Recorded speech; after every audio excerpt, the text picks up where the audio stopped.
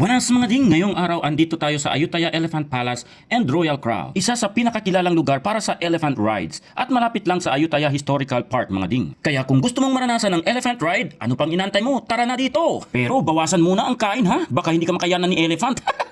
Ayan, at dito ka bibili ng ticket, worth 500 baht ito para sa 2 tao at iikot kayo sa Historical Park ng humigit kumulang 15 minutes. Ang saya di ba? Lalo na kapag kasama si Jowa. Ang tanong, ang elephant, masaya din ba? Ito naman mga ding ang loading at unloading area. Kailangan mong umakyat sa hagdan para hindi na yuyuko ang elepante. Parang si wife, pag pinagalitan ka, yuko ka lang kung gusto mo ng happy life. Ayan mga ding, handa na ba kayo? Paakyat na sila. Sana si elepante lang ang mabigat, no? Hindi ang mga problema natin.